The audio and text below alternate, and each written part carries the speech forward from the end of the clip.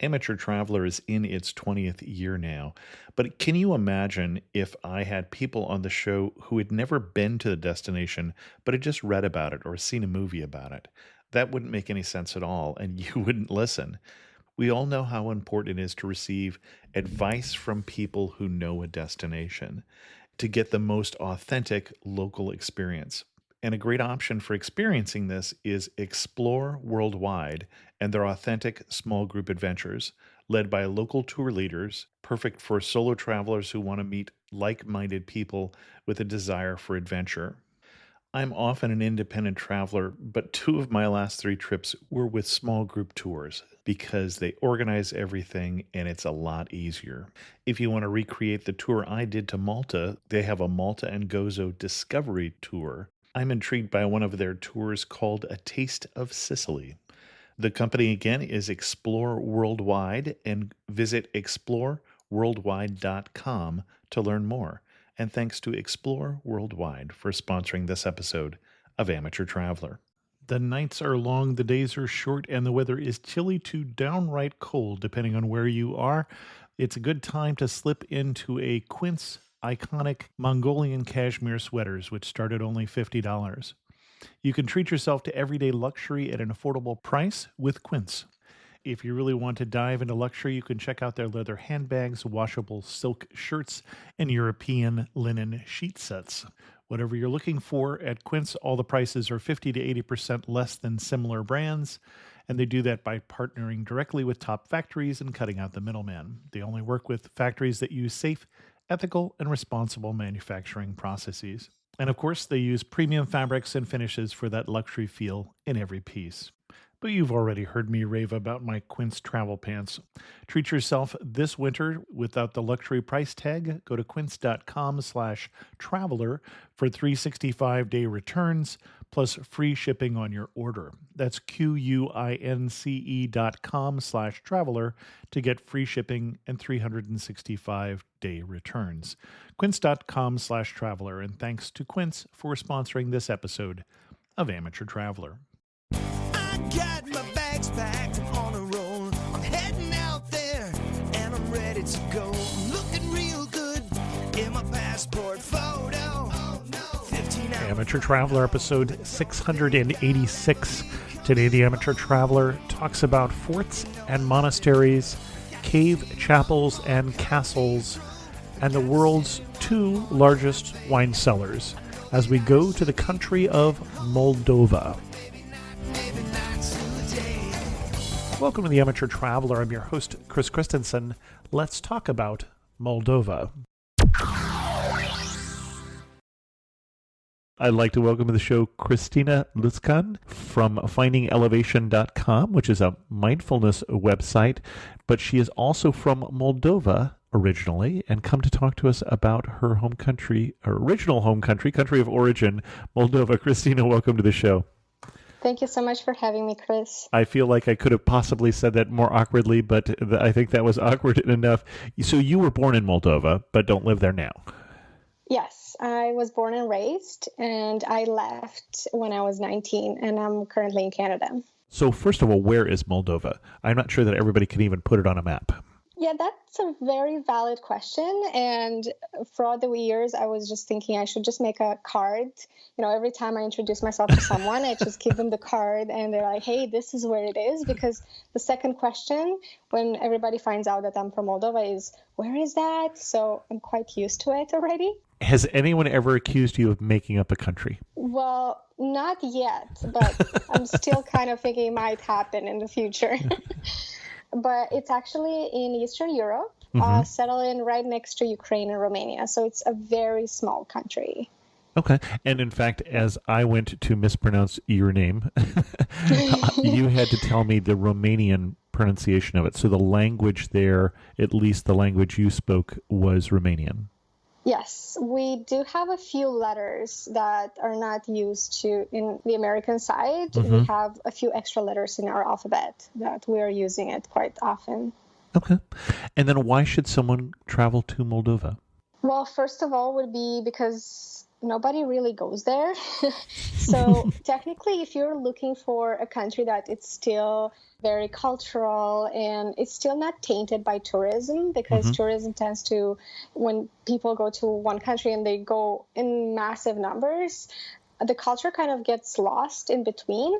In Moldova, everything is kind of, people go and they see how it is in this point in time without having too many tourists. So you won't have to deal with very high prices, and generally you'll be discovering a culture that you've never really experienced before. So if you're the person who are looking for going to places that people don't usually go to, I think Moldova is a really great place to start. Okay. And we're talking about, as you said, a small country. About I was just looking it up, 290 times smaller than the U.S. So this isn't going to take us a whole year to visit all of Moldova. What would you recommend we do with, say, a 1-week itinerary? Okay, so you'll definitely be landing in the capital, which is Chisinau. So I'm not sure, there may be about 200,000 or 500,000 people. It's very developed. It's very beautiful. So there's a lot of neighborhoods to go around. Now, there are a lot of popular places in Chisinau. So the main place that people go to would be the cathedral and the Stefan the Great monument, which is right in the center of the capital, and where you have the national park as well. So technically, this is the main street in the center. This is where the New Year's festivities are happening. So why Stefan the Great Park is important? Because he was, I would say, he was like a king in our country. We call it like a ruler. So he won a lot of battles, and every battle he won, he would build a monastery. So we have a lot of monasteries in our country. That would be if you're going directly to the center of the city. So this is everything close by. You just take a taxi, or if you want to try our public transit, I would definitely challenge you to it. From there, my second favorite place in the capital that you should definitely try it out and go would be the place that we celebrated the end of the war. So that would be called the Memorial Complex Eternity. It's also in the center, kind of maybe a 20 minutes drive from the center of the city, still in the capital. It's one of my favorite places in Chisinau. So this is a place where we commemorate the veterans, and every year the festivities for the end of World War II happen there. And we also have an eternity fire. So there's a fire there that never goes away, and it's always protected by the military. So you can just go around, and there's different monuments and very beautiful sculptures in that park. So it's kind of like a major park, and you can just go there during the day and see it. Now, World War II had other changes on Moldova. So Moldova, as I understand it, became part of the USSR at the end of World War II. Yes. So that is significant for why Moldova exists on a map as a separate country now, that it was part of Romania before the war, part of the USSR until it gained its independence much more recently. Yeah, that happened in 1991. Okay. And that was, I would say, there's a big change to Moldova's cultural identity and identity in general, especially language. Yeah. So we speak Romanian, but because we were a part of the URSSR, we actually had our own language called Cyrillica. So technically, people would, when they would write Romanian words, but with Russian alphabet. Okay. And also, a lot of people will speak Russian. So right now, Moldova is bilingual, and I would say it sits at a good 50-50%. Like, if you go there, you would do very well with Russian language. You would also do very well with Romanian language. So even with my grandparents or so, they're more versed in Russian than me. Like, I speak Romanian, I write Romanian. To me, Romanian is my language. However, my grandparents, they would write in Cyrillica. They would not write in Romanian. So, well, and that's a significant difference. We should point out for people who are not linguists, which I think is probably most of us, that Romanian and Russian are not in the same family group at all. Romanian, being a Romance language, is closer to French, for instance, and Russian is a Slavic language. So that's quite different to know those two. It's not like knowing Spanish and French or something like that. They are completely different languages. And I would say just the war had such a big impact on us. So we grew up with Russian influence, Russian Sure. music, Yeah. movies. So I would say right now there is obviously a tension between westernizing and going to the West. So it's always kind of Moldova is just in the middle Right. and doesn't really know which way to go. Well, and the country just to your east has just had part of it annexed by Russia as they try and get the band back together. So, yeah, I would think there'd be some tension there. So where else should we go? After you've seen the city, which there's a lot more places, there's a lot of neighborhoods. I'm going to be biased. That is entirely okay. My favorite neighborhood is Chocana. Okay. And that's because that is the place I spent my childhood in. Just walking the street and going to the local market and discovering the people. And there's a big alley that goes for quite a few blocks. So usually when I was small, my parents would take me out there and we'd just walk during the evenings on that massive alley from one side to the other. There's a lot of restaurants and stores that you can check out as well. And while you are in the center of the city, definitely try our cuisine. Moldova is very popular for having their traditional food, which for me was kind of a difference because when I came to Canada, I was looking for traditional food, but I couldn't really find it because we are so specific. Like we do have traditional food, and every time we go away, we always crave it. So we have like different restaurants and places we can go and buy. And I don't know Moldovan traditional food, so it's going to be similar, more similar to Romanian, I'm assuming, than Slavic. So I'm not talking about the noodle dumplings and things like that. I'm talking about more stews. Actually, our traditional food is called mamaliga, which is very great. It's made of corn flour, and you eat it with your hands along with cottage cheese. I think it's cottage cheese. So usually what we do as kids, we have, the mamaliga, and then we have the cottage cheese, and then we have maybe some scrambled eggs or some kind of pork meat or some kind of stew. Okay. Mamaliga is made in a way that it's turned upside down on the plate. So it's cut. When you cut it, you don't have to, but the tradition is you cut it with a thread. So just literally you take a thread and then go through it, and then you cut it in different pieces. You cut it with a thread. Okay. All right. Yeah, it's a very interesting tradition. My mom always still does that. And then you take it with your hand, and we as kids would just take the piece with cottage cheese and just mash it together and just eat it like that. It's actually very amazing. Our traditions are quite very interesting, and we keep it with us wherever we go. And that is served for lunch or breakfast or whenever? No, that is usually dinner. Dinner, okay. For me at least, but I would say lunch and dinner. Okay. Yeah. I am completely unfamiliar with that. That seems quite different from some of the dishes in the region. Okay. Yes. And also plechinte, which is made of dough and also with cottage cheese. We have a restaurant in Moldova called La Plechinte, where you can go and try the traditional foods or traditional plechinte as well. So definitely those are the things that people should definitely try out when they go there. It's very tasty, and it's made with a lot of love, really. Okay. There are a lot of places outside of the city. Also, Moldova has a lot of, I think maybe 50%, I'm not sure, but there's a lot of forests. Okay. It's very green, especially outside the city. It's very green.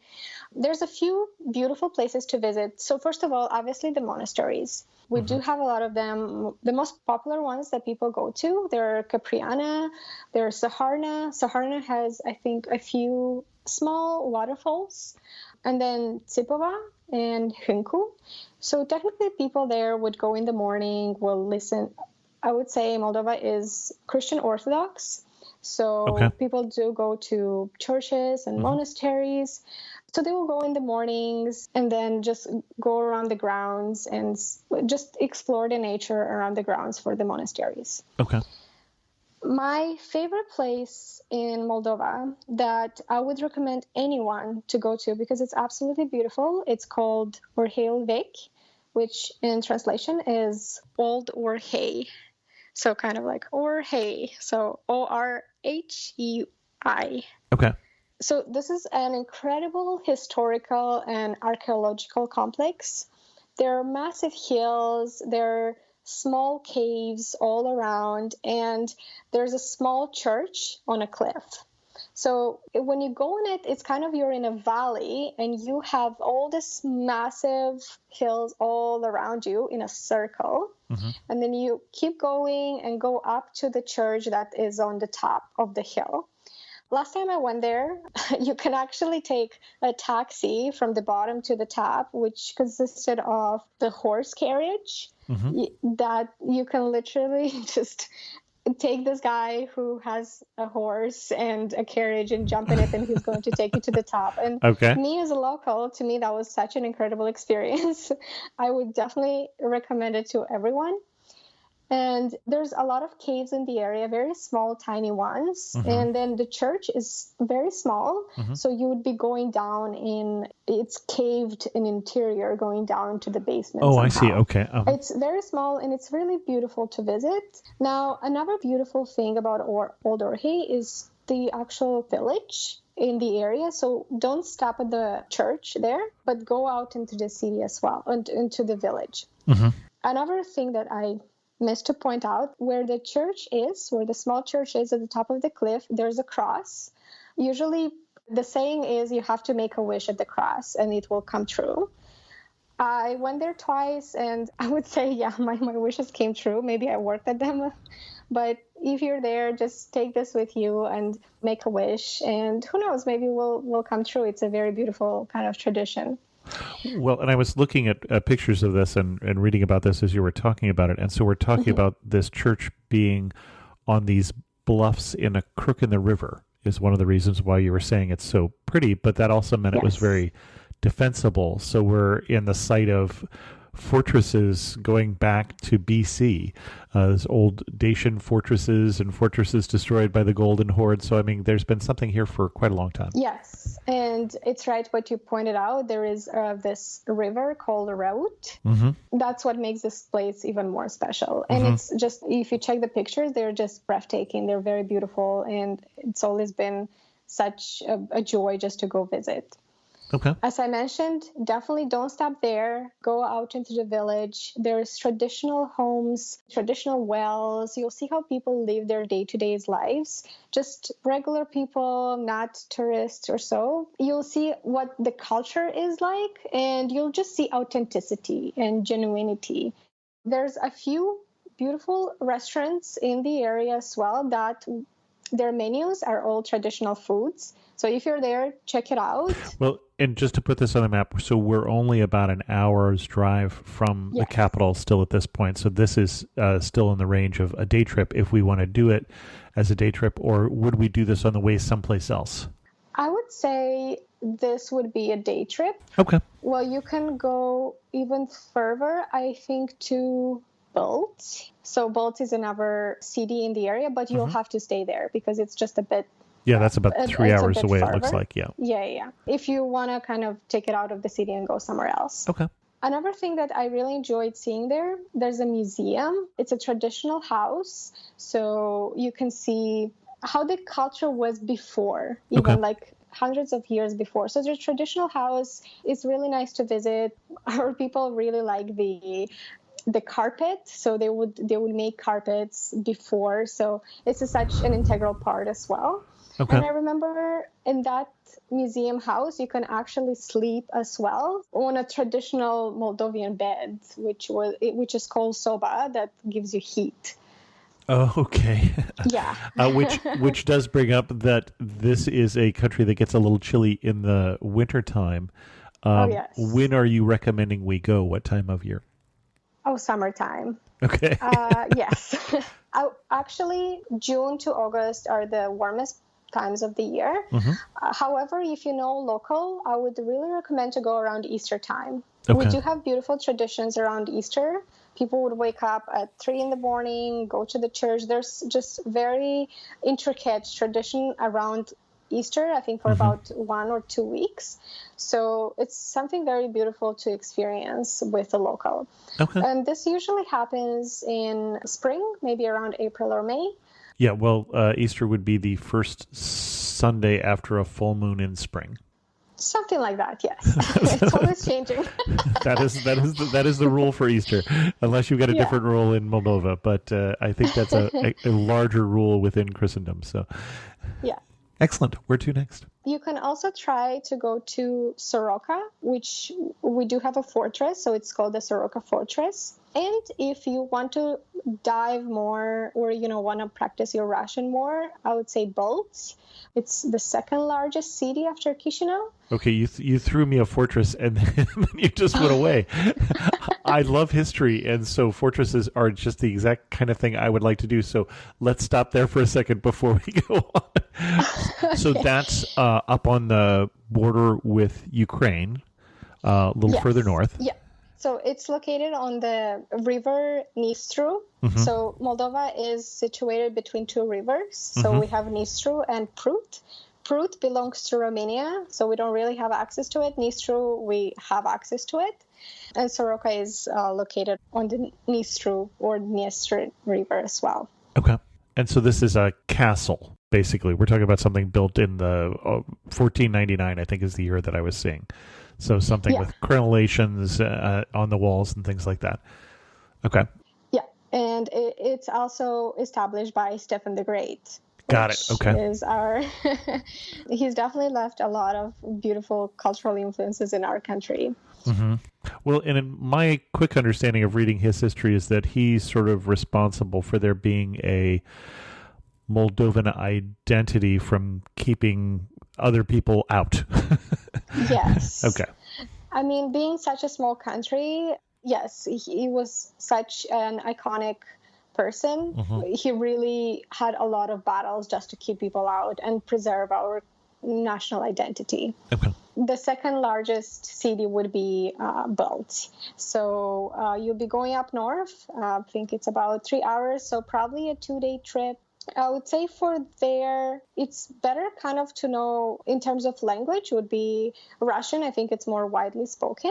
Okay. But also the center of the city to visit. I'm really not really familiar with Belt. I've been there once. Okay. But the one that I remember the most, I think the language impact to me was very interesting.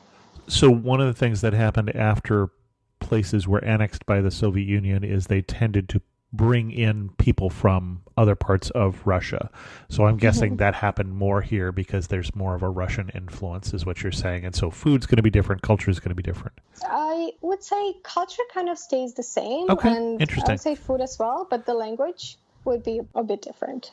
Got it. Yeah, that would be, and also in the south, if you feel very adventurous, there's villages in the south. So technically, a few villages would be Avdarma or Etulia, and you'll find monuments and museums. So technically, a lot of villages, they have their own museums. So what you will see going into the south, you just see, I would say, authenticity. You're not looking for, oh, wow, this is massive or so big or so. Just looking for authenticity, you see how people live and how they're doing daily and how hospitable they are and how amazingly great and nice, because Moldova is very welcoming as well.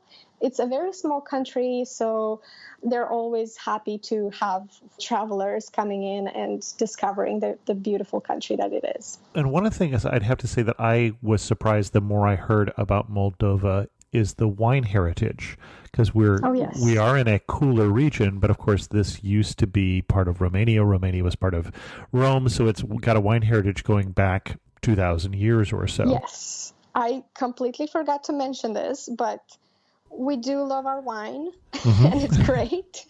We also have one of the longest wineries in the world, so underground wineries, where wine is stored. So Moldova has a very fertile soil, and we grow a lot of grapes. Actually, Moldova is in shape of a grape, just the country's shape. It's a grape. So I think one has to use a lot of imagination to see a grape there, but okay. Is this a coincidence or not? It's not a grape, but it's called the conglomeration of grapes. The cluster of grapes, yeah. Yes. So we have a few wineries that are very popular worldwide, and that would be Mileshti Mici and Cricova. I've visited Cricova, and it's the second largest winery in the world. It's very beautifully made. Just the grounds are so beautiful just to go in there. You take a small train and you go inside. There's a lot of So tastings. we're I would taking a say, train in the yeah, wine cellar. yes. Okay. So there are streets inside. That's why they're called it's the second largest Yeah. I underground just wanted winery in the to world. clarify that I was understanding correctly, because that is Yes. unusual. Yeah. There's streets underground, there's different cellars, there's meeting rooms, and there's tasting regions where you can Hmm. stay and try out different types of wines. And also a lot of people and influential people, they store wine there for Oh, years. interesting. Okay. So you'd see just bottles dusted with dust, and because they've been there for so long, Huh. it's floor to ceiling. So you go through the cellars, get off the train, you go to this section of the cellar, see some wine, go to the other section of the cellar, and then have some tastings. It's just very interesting, and I would say it's very modern and beautifully made for everyone who visits to experience that part. Because yes, we do have a lot of wine, and people make their own wine because we have so much land with grapes. People would just make their own wine out of grapes. And when I was small, my relatives, they would make it in their basement as well. So you have easy access. Hmm. Just drink in moderation. Yeah, sure. Well, and the Try thing it out, 'cause the it's thing that you great. didn't say is you said you were talking about the world's second largest collection of wine in the world. The largest collection is also in Moldova. Yeah, I Okay. think that is Milești Mici. Mici. Okay. Yes, we have Cricova, Purcar, and Milești Mici. Okay. So it's the small, Mici means small, so small Milești as well, yes. Which is completely improperly named. Which Okay. is not really small, but Got it. yeah. Okay.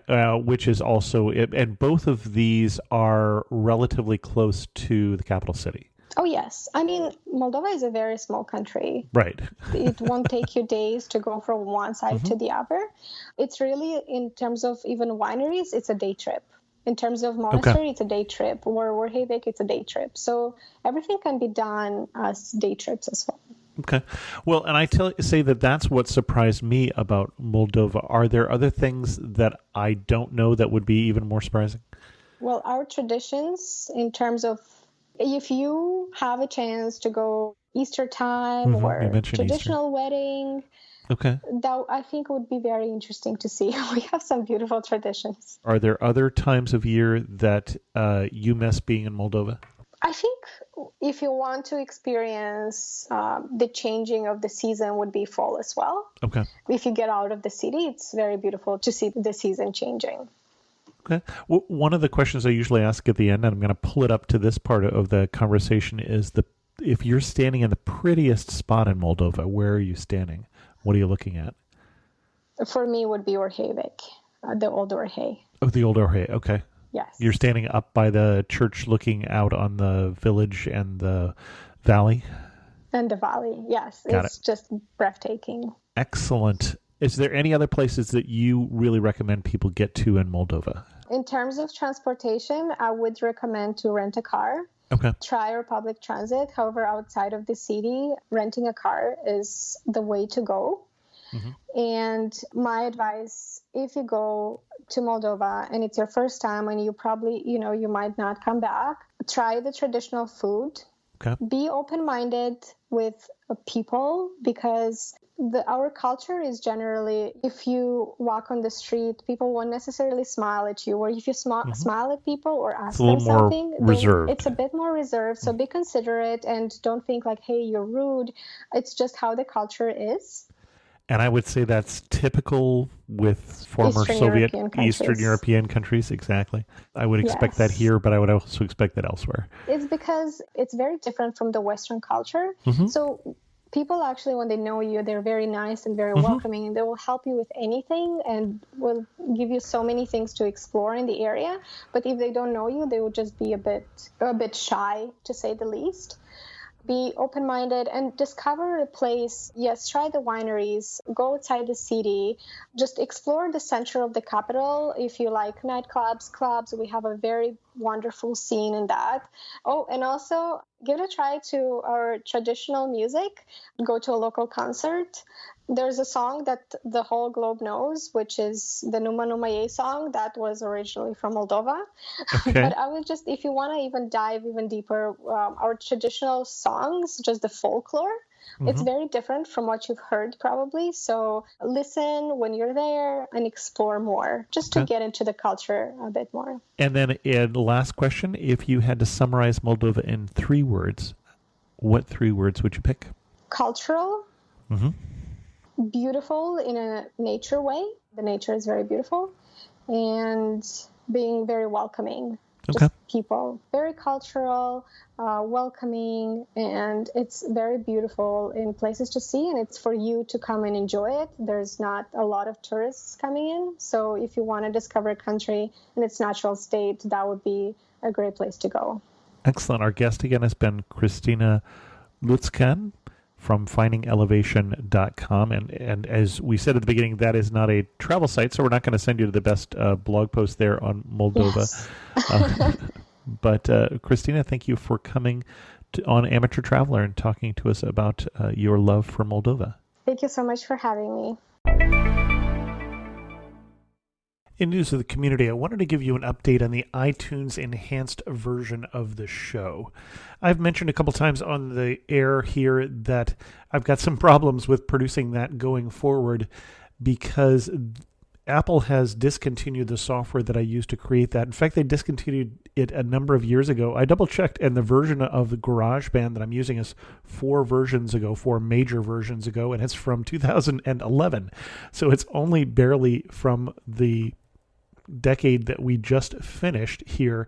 And my editor, for instance, just upgraded his Mac to the latest version and can no longer run that software. So that goes, half of the support for that version just went away for me.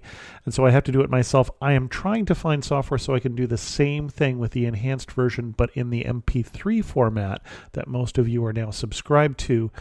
There are some solutions out there, and so far every one that I've seen has been pretty awful in terms of production flow. And so I'm still looking for that and hope to have some updates on that going forward. But I just did want to let you know that don't be too surprised if the enhanced version goes away at some point. If I accidentally press the update button on my computer, then I won't be able to run that software anymore. So it's really that close to extinction at this point until I can find a different solution.